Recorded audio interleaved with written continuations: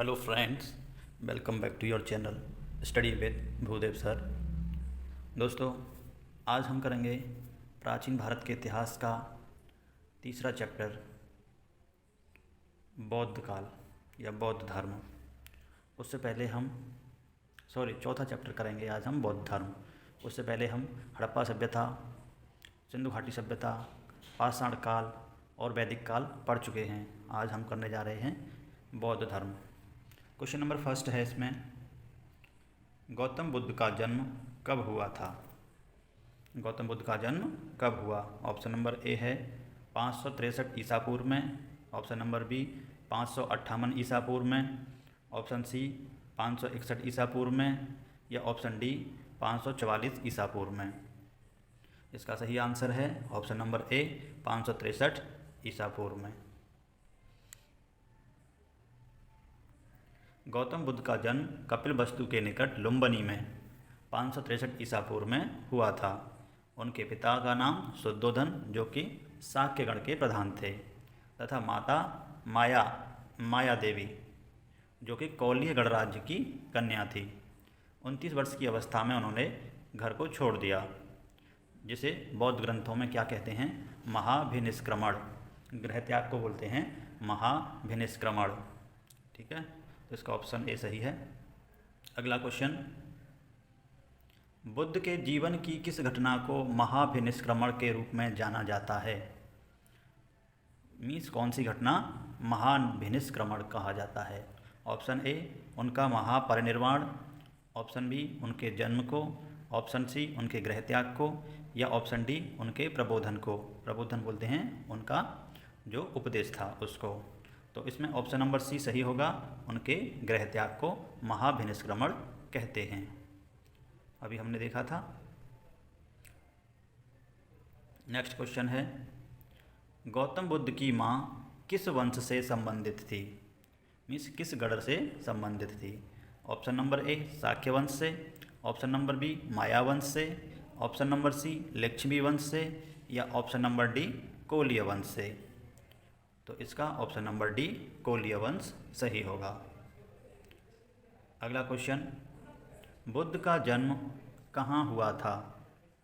Option number ए वैशाली में, option number B Lumbini में, option number सी कपिलवस्तु में, या ऑप्शन नंबर डी पाटलिपुत्र में। तो इसका ऑप्शन नंबर बी सही होगा, लुम्बिनी में। गौतम बुद्ध का जन्म लुम्बिनी में हुआ था। नेक्स्ट क्वेश्चन, निम्न में से कौन सा नाम बुद्ध का दूसरा नाम है?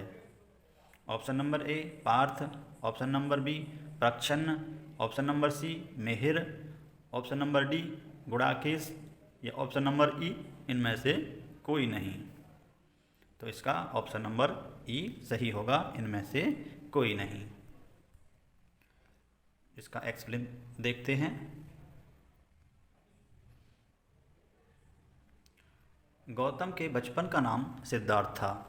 उन्हें शाक्य मुनि, तथागत आदि नामों से जाना जाता है। आदि गुरु शंकराचार्य को प्रच्छन्न बुद्ध या छिपा हुआ बुद्ध मार्गी भी कहा जाता था। अतः पार्थ, प्रच्छन्न, मिहिर, गुड़ाकेश भगवान बुद्ध के दूसरे नाम नहीं थे, इसलिए इसका विकल्प ई सही होगा। लेकिन जो छत्तीसगढ़ लोक सेवा आयोग ने प्रारंभिक एवं संशोधित जो आंसर की दी थी, इसमें इसका ऑप्शन बी बताया था, मीन्स प्रच्छन्न बताया था, जो कि गलत होना चाहिए। प्रच्छन्न किसका है? शंकराचार्य का। ठीक है, तो इस तरह से नेक्स्ट क्वेश्चन देखते हैं।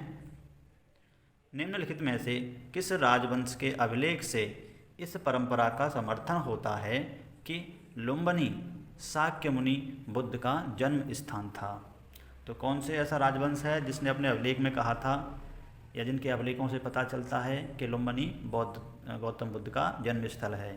तो वो है ऑप्शन नंबर ए मौर्य वंश, ऑप्शन नंबर बी शुंग वंश, ऑप्शन नंबर सी सातवाहन वंश, या ऑप्शन नंबर डी कुषाण वंश। इसका उत्तर होगा ऑप्शन नंबर ए मौर्य वंश का। मौर्य वंश के अभिलेख में मिलता है। मौर्य वंशीय शासक अशोक के रुम्मनदेही अभिलेख से सूचना मिलती है कि शाक्य मुनि बुद्ध का जन्म लुम्बिनी में हुआ था। इस अभिलेख के अनुसार अशोक राज्याभिषेक के 20 वर्ष बाद यहाँ आया था और उसने उस स्थान की पूजा भी की थी जहाँ पर शाक्य मुनि बुद्ध का जन्म हुआ था।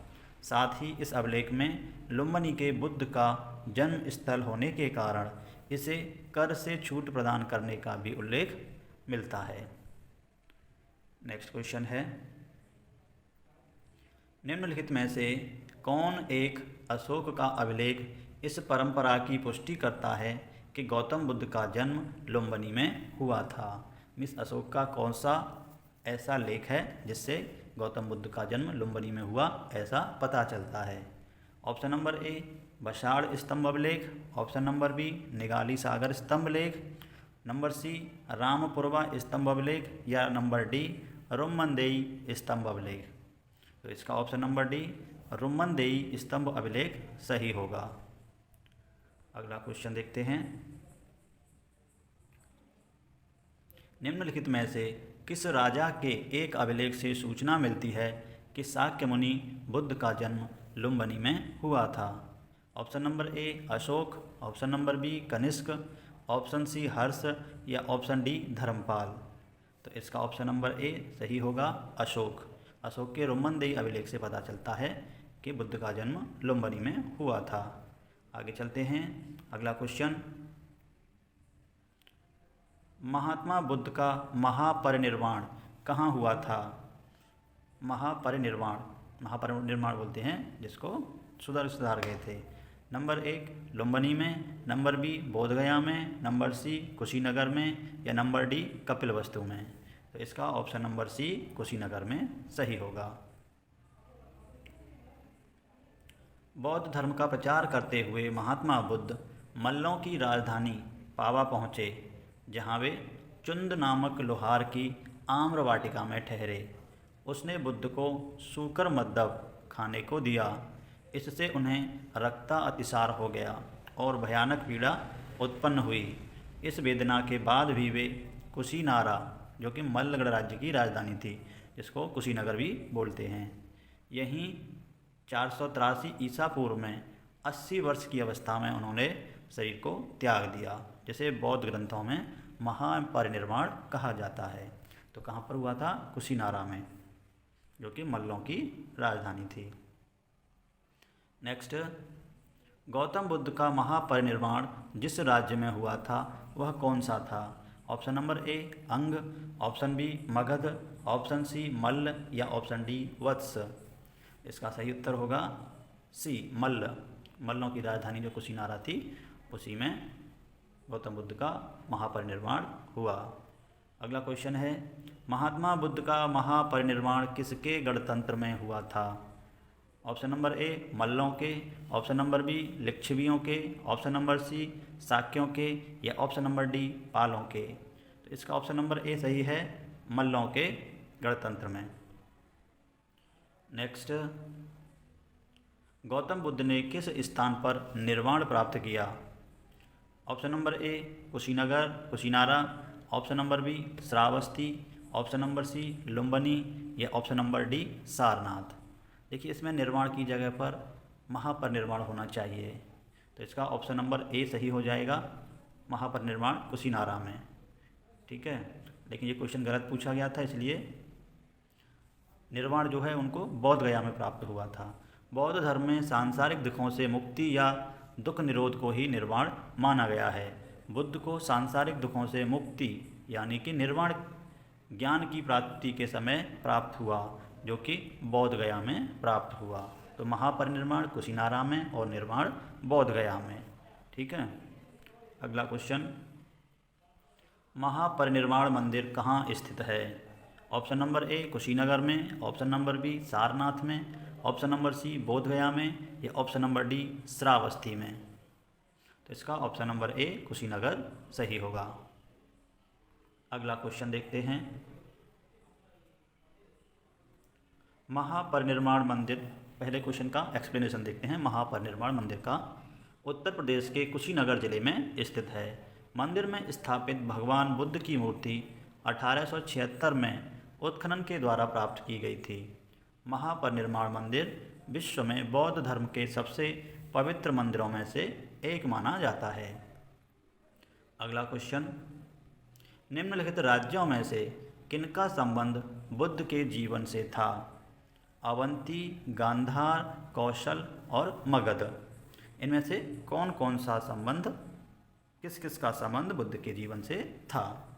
तो देखिए, option number A 1, 2, 3, option number B 2 और 4, ऑप्शन नंबर सी 3 और 4, ऑप्शन नंबर डी 1, 3, 4। तो इसका सही आंसर होगा ऑप्शन नंबर सी 3 और 4। मीन्स अवंती और गांधार से उनके जीवन का कोई संबंध नहीं है। विकल्प में दिए गए महाजनपदों में से कौशल एवं मगध महाजनपदों का संबंध बुद्ध के जीवन से था। गौतम बुद्ध ने अपने शिक्षा के प्रचार प्रसार हेतु मगध एवं कौशल दोनों राज्यों में भ्रमण किया था। नेक्स्ट क्वेश्चन, गौतम बुद्ध द्वारा अपने धर्म में दीक्षित किया जाने वाला अंतिम व्यक्ति निम्नलिखित में से कौन था, जो सबसे अंत में उन्होंने दीक्षित किया था? Option number A Anand, option number B Sariputra, number C Moggallana और नंबर डी सुभद्र। तो इसका सही आंसर होगा ऑप्शन नंबर डी सुभद्र। अपने जीवन के अंतिम वर्ष में गौतम बुद्ध अपने शिष्य चुंद के यहाँ पावा पहुँचे। वहाँ सूकर मादक भोज्य सामग्री खाने से वे अतिसार रोग से पीड़ित हो गए। फिर वे पावा से कुशीनगर चले गए और यहीं पर सुभद्र को अपना अंतिम उपदेश दिया था। अगला क्वेश्चन देखते हैं, बुद्ध द्वारा रूपांतरित निम्न व्यक्तियों में से कौन सा अंतिम था? Number A Anand, number B Vasumitra, number C Kaushal या नंबर डी सुभद्र। तो इसका उत्तर होगा ऑप्शन नंबर डी सुभद्र, जो अंतिम व्यक्ति था। नेक्स्ट, बुद्ध ने अपने जीवन की अंतिम वर्षा ऋतु कहाँ बिताई?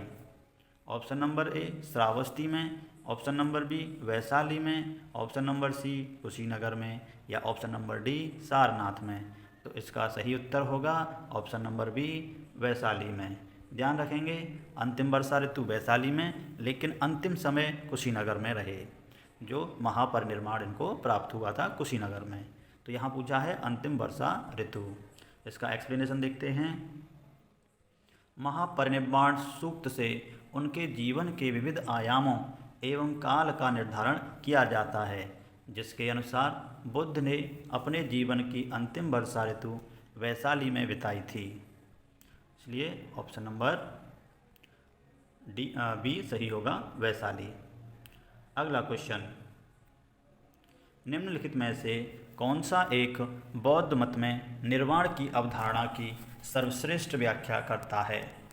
ऑप्शन नंबर ए तृष्णा रूपी अग्नि का शमन, ऑप्शन नंबर बी स्वयं की पूर्णतः अस्तित्वहीनता, नंबर सी परमानंद एवं विश्राम की स्थिति और नंबर डी धारणातीत मानसिक अवस्था।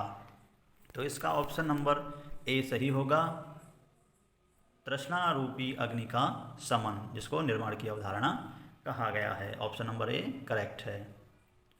बुद्ध ने निर्वाण को मन की उस परम शांति के रूप में वर्णित किया है जो तृष्णा, क्रोध और दूसरी विषादकारी मन स्थितियों से परे है। यह शांति तभी प्राप्त होती है जब सभी वर्तमान इच्छाओं के कारण समाप्त हो जाएं और भविष्य में पैदा हो सकने वाली इच्छाओं का जड़ से नाश हो जाए। निर्वाण में तृष्णा और द्वेष के कारण जड़ से समाप्त हो जाते हैं, जिससे मनुष्य सभी प्रकार के कष्टों या संसार में पुनर्जन्म के चक्र से छूट जाता है। यानी जहाँ पर सभी प्रकार की इच्छा और द्वेष के कारण बिल्कुल खत्म हो जाएं, उसको बोलते हैं निर्वाण की अवस्था। अगला क्वेश्चन, आलार कलाम कौन थे? बुद्ध के एक शिष्य थे, नंबर बी प्रतिष्ठित बौद्ध भिक्षु थे, नंबर सी बुद्धकालीन एक शासक थे, ऑप्शन नंबर डी बुद्ध के गुरु थे। तो इसका ऑप्शन नंबर डी सही है, बुद्ध के गुरु थे। महाविनिष्क्रमण काल के बाद ज्ञान की खोज में महात्मा बुद्ध आलार कलाम के आश्रम में पहुँचे तथा उनसे दीक्षा ली। आलार कलाम के आश्रम में उन्होंने तपस्या की किंतु वे इससे संतुष्ट नहीं हुए। आलार कलाम सांख्य दर्शन के आचार्य थे तथा अपनी साधना शक्ति के लिए विख्यात थे। तो आलार कलाम कौन थे? बुद्ध के गुरु। महात्मा बुद्ध ने अपना पहला धर्म चक्र प्रवर्तन किस स्थान पर दिया? धर्म चक्र प्रवर्तन मीन्स प्रथम उपदेश। ऑप्शन नंबर ए लुम्बिनी में, ऑप्शन नंबर बी सारनाथ में, ऑप्शन नंबर सी पाटलिपुत्र में, या ऑप्शन नंबर डी वैशाली में। तो इसका ऑप्शन नंबर बी सारनाथ में सही होगा। ज्ञान प्राप्ति के पश्चात गौतम बुद्ध ने अपने मत का प्रचार प्रारंभ किया और वेला से वे सबसे पहले ऋषिपत्तनम, जो कि वर्तमान में सारनाथ वाराणसी के निकट है, वहाँ पर आए। यहाँ उन्होंने 5 ब्राह्मण सन्यासियों को पहला उपदेश दिया। इस प्रथम उपदेश को धर्मचक्र प्रवर्तन ही कहा जाता है। तो कहाँ पर दिया था? सारनाथ में, ऋषिपत्तन में। नेक्स्ट क्वेश्चन देखते हैं। बुद्ध ने अपना पहला उपदेश कहाँ दिया था? ऑप्शन नंबर ए काशी में, ऑप्शन नंबर बी सारनाथ में, ऑप्शन नंबर सी कुशीनगर में, या ऑप्शन नंबर डी बोधगया में। तो इसका ऑप्शन नंबर बी सही होगा, सारनाथ में। तो बुद्ध ने पहला उपदेश कहाँ दिया? सारनाथ में। नेक्स्ट क्वेश्चन, सारनाथ में अपना प्रथम प्रवचन किसने दिया? महावीर स्वामी ने, ऑप्शन नंबर बी शंकराचार्य ने, ऑप्शन नंबर सी महात्मा बुद्ध ने, या option number D Guru Nanak ने। तो इसका ऑप्शन नंबर सी महात्मा बुद्ध ने सही है। नेक्स्ट क्वेश्चन, गौतम बुद्ध अपना प्रथम उपदेश कहाँ दिए थे? ऑप्शन नंबर ए वैशाली में, ऑप्शन नंबर बी कौशाम्बी में, ऑप्शन नंबर सी सारनाथ में, या ऑप्शन नंबर डी पावापुरी में। तो इसका ऑप्शन नंबर सी सही होगा, सारनाथ में। गौतम बुद्ध ने अपना प्रथम उपदेश सारनाथ में दिया। अगला क्वेश्चन, ग्रंथों में उल्लिखित धर्मचक्र प्रवर्तन क्या है? तो धर्मचक्र प्रवर्तन ऑप्शन नंबर ए उनका या बुद्ध का दर्शन, ऑप्शन नंबर बी सारनाथ में दिया गया उनका प्रथम उपदेश, ऑप्शन नंबर सी उनके धार्मिक आदर्श, या ऑप्शन नंबर डी बौद्धिक अनुष्ठान। तो इसका ऑप्शन नंबर बी सही होगा, सारनाथ। नेक्स्ट क्वेश्चन, धर्मचक्र प्रवर्तन किया गया था। तो धर्मचक्र प्रवर्तन कहाँ किया गया? ऑप्शन नंबर ए सांची में, ऑप्शन नंबर बी श्रावस्ती में, ऑप्शन सी सारनाथ में, या ऑप्शन डी वैशाली में। तो इसका ऑप्शन नंबर सी सारनाथ में सही होगा। आगे देखते हैं, बुद्ध ने सर्वाधिक उपदेश कहाँ दिए थे? सबसे ज़्यादा उपदेश कहाँ दिए थे? ऑप्शन नंबर ए वैशाली में, ऑप्शन नंबर बी श्रावस्ती में, ऑप्शन नंबर सी कौशाम्बी में, या ऑप्शन नंबर डी राजगृह में। तो सबसे ज़्यादा उपदेश दिए थे श्रावस्ती में, ऑप्शन नंबर बी। इसका एक्सप्लेन देखते हैं। बुद्ध के सबसे अधिक शिष्य कौशल राज्य में हुए थे तथा यहाँ की राजधानी श्रावस्ती में ही उन्होंने सर्वाधिक उपदेश दिए थे। नेक्स्ट क्वेश्चन, बुद्ध कौशाम्बी में किसके राज्यकाल में आए थे? Option number A Shatanik, option number B Udayan, option C Bodhi, या ऑप्शन डी निचक्षु। तो इसका ऑप्शन नंबर बी उदयन के काल में कौशाम्बी आए थे। महात्मा बुद्ध वत्सराज उदयन के शासन काल में कौशाम्बी आए थे। वहाँ उन्होंने 9वां विश्राम किया था।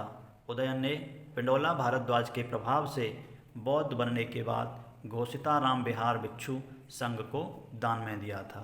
तो घोषिताराम विहार भिक्षु संघ किसने दान दिया? उदयन ने, वत्सराज उदयन कौशाम्बी। नेक्स्ट, बुद्ध की मृत्यु के पश्चात प्रथम बौद्ध संगीत की अध्यक्षता किसने की? प्रथम बौद्ध संगीत की अध्यक्षता किसने की? Option number A Mahakashyap, option number B Dharmasen, option number C Ajatashatru, या ऑप्शन नंबर डी नागसेन। तो इसका ऑप्शन नंबर ए सही है, महाकश्यप ने प्रथम बौद्ध संगीत की अध्यक्षता की। प्रथम बौद्ध संगीति, जिसको प्रथम बौद्ध परिषद भी कहा जाता है, बुद्ध की मृत्यु के तत्काल बाद राजगृह की सप्तपर्णी गुफा में हुई। इस समय मगध का शासक अजातशत्रु था।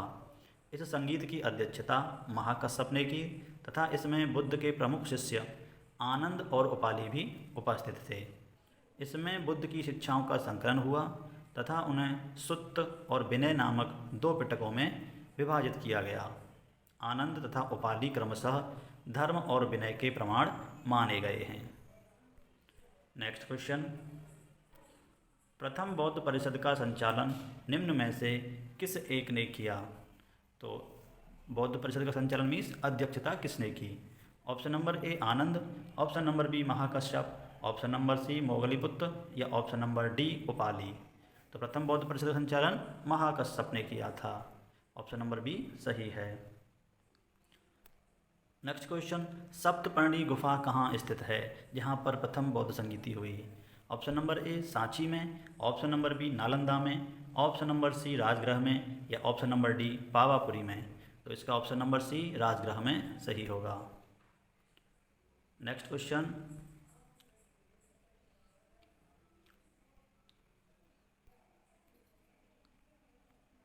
भगवान बुद्ध के महापरिनिर्वाण के बाद पहली बौद्ध संगीति कहाँ हुई?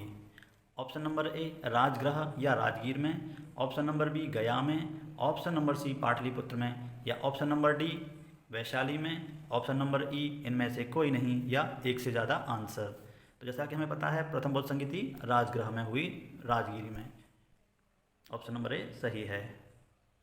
नेक्स्ट क्वेश्चन, कश्मीर में कनिष्क के शासनकाल में जो बौद्ध संगीति आयोजित हुई थी उसकी अध्यक्षता निम्नलिखित में से किसने की थी? ये IAS प्री 2001 का क्वेश्चन है। तो कनिष्क के शासनकाल में जो संगीति हुई उसकी अध्यक्षता करने वाला कौन था? Option number A Parshva, option number B Nagarjuna, option number C Shudraka या ऑप्शन नंबर डी वसुमित्र। तो इसका आंसर सही होगा ऑप्शन नंबर डी वसुमित्र। बौद्ध धर्म की चतुर्थ संगीति कुषाण शासक कनिष्क के राज्यकाल में कश्मीर के कुंडलवन में हुई। इसकी अध्यक्षता वसुमित्र ने की तथा अश्वघोष इसके उपाध्यक्ष बने। इस सभा में महासांघिकों का वर्चस्व था। यह बौद्ध ग्रंथों के कठिन अंशों पर सम्यक विचार किया गया तथा प्रत्येक पिटक पर भाष्य लिखकर इन्हें विभाषा शास्त्र नामक टीकाओं में संकलित कर दिया गया। तो विभाषा शास्त्र क्या हैं? जो बौद्ध धर्म के टीकाएँ हैं उनको बोलते हैं विभाषा शास्त्र। इसी समय बौद्ध धर्म हीनयान और महायान दो संप्रदायों में विभक्त हो गया। तो कौन सी संगीति में विभक्त हुआ? चतुर्थ में, कुछ कनिष्क के शासनकाल में, हीनयान एवं महायान में। नेक्स्ट क्वेश्चन, बौद्ध धर्म की महायान शाखा औपचारिक रूप से किसके शासनकाल में प्रकट हुई? जो महायान और हीनयान बने थे वो किसके शासनकाल में बने थे? ऑप्शन नंबर ए अजातशत्रु के, ऑप्शन नंबर बी अशोक के, ऑप्शन नंबर सी धर्मपाल के या ऑप्शन नंबर डी कनिष्क के। तो जो चौथी संगीति हुई थी कनिष्क के शासनकाल में हुई, तभी महायान का औपचारिक रूप सामने आया। तो ऑप्शन नंबर डी कनिष्क इसका सही होगा। नेक्स्ट क्वेश्चन, कनिष्क के शासनकाल में बौद्ध सभा किस नगर में आयोजित की गई थी? Option number A Magadh, option number B Pataliputra, option number C Kashmir या ऑप्शन नंबर डी राजगृह। ये BPSC 2005 का क्वेश्चन है। इसका ऑप्शन नंबर सी सही होगा, कश्मीर के कुंडलवन में चौथी बौद्ध संगीति हुई थी। आगे चलते हैं।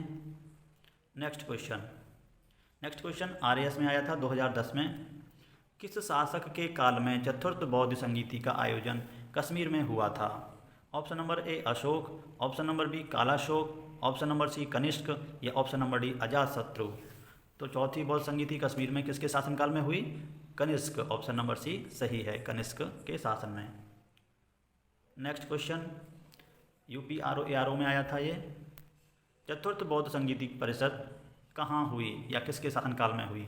ऑप्शन नंबर ए कनिष्क के शासनकाल में, ऑप्शन नंबर बी अशोक के शासनकाल में, ऑप्शन सी हर्षवर्धन के शासनकाल में या ऑप्शन नंबर डी मिनांडर के शासनकाल में। तो इसका ऑप्शन नंबर ए सही होगा, कनिष्क के शासनकाल में। नेक्स्ट क्वेश्चन देखते हैं। इनमें से किस शासक ने चतुर्थ बौद्ध संगीति कश्मीर में आयोजित की? Option number A Ashoka, option number B Ajatashatru, option number C Kanishka, option number D Kalashoka. इसका ऑप्शन नंबर सी करेक्ट है, कनिष्क के शासनकाल में। नेक्स्ट क्वेश्चन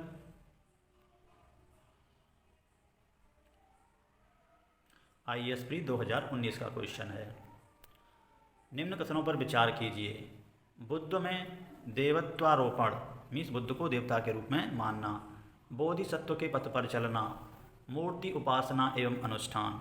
निम्न में से कौन सी विशेषताएं महायान बौद्ध मत की हैं? तो ऑप्शन नंबर ए केवल एक, ऑप्शन बी केवल एक और दो, ऑप्शन सी दो और तीन, या ऑप्शन नंबर डी एक, दो और तीन। तो इसका ऑप्शन नंबर डी सही होगा, क्योंकि तीनों ही विशेषताएं महायान संप्रदाय की हैं। महायान बौद्ध मत बुद्ध की लोकोत्तर सत्ता तथा देवत्व में विश्वास करता है। बुद्ध के अनेक अवतारों एवं रूपों में विश्वास करता है।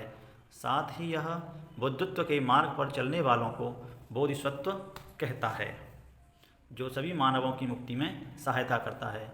बोधिसत्व के पथ पर चलना इस मत में अनुकरणीय कहा गया है। हिंदू धर्म के प्रभाव में बुद्ध में देवत्व के आरोपण के साथ ही अनुष्ठान, मूर्ति पूजा महायान की मुख्य पद्धति बन गई, इसलिए तीनों ही स्टेटमेंट सही हैं। आगे चलते हैं next question UP lower subordinate में आया था 2002 में। निम्नलिखित में 4 स्थानों में हुई बौद्ध संगीतियों का सही कालानुक्रम बताइए। फर्स्ट वैशाली, 2 राजगृह, 3 कुंडलवन, 4 पाटलिपुत्र। जैसा कि आपको पता है पहली कहाँ पर हुई थी? राजगृह में, और चौथी कहाँ हुई थी? कुंडलवन में। तो देखिए सबसे पहले 2 आना चाहिए, राजगृह में पहली 2, ठीक है, तो इसका ऑप्शन नंबर डी सही होगा। लास्ट कुंडलवन में हुई थी, ठीक है। इसको एलिमिनेशन मेथड से आराम से निकाल सकते हैं। प्रथम बौद्ध संगीति बुद्ध की मृत्यु के तत्काल बाद मगध नरेश अजातशत्रु के कार्यकाल में राजगृह अथवा राजगीर में सप्तपर्णी गुफा में संपन्न हुई। द्वितीय बौद्ध संगीति कालाशोक के शासनकाल में बुद्ध की मृत्यु के 100 साल बाद वैशाली में हुई। तीसरी बौद्ध संगीति अशोक के शासनकाल में पाटलिपुत्र में हुई। मोगलीपुत्र इसके अध्यक्ष थे। और चौथी बौद्ध संगीति कनिष्क के शासनकाल में कश्मीर के कुंडलवन में हुई, जिसकी अध्यक्षता वसुमित्र ने एवं उपाध्यक्ष अश्वघोष ने की थी। नेक्स्ट क्वेश्चन, द्वितीय बौद्ध समिति का आयोजन कहाँ हुआ था? जो दूसरी बौद्ध संगीति हुई थी वो कहाँ हुई थी? ऑप्शन नंबर ए राजगृह में, ऑप्शन नंबर बी वैशाली में, ऑप्शन सी पाटलिपुत्र में, या ऑप्शन डी काशी में। तो इसका ऑप्शन नंबर बी सही होगा, वैशाली में। सो आज का सेशन यहीं स्टॉप करते हैं। Thank you for watching.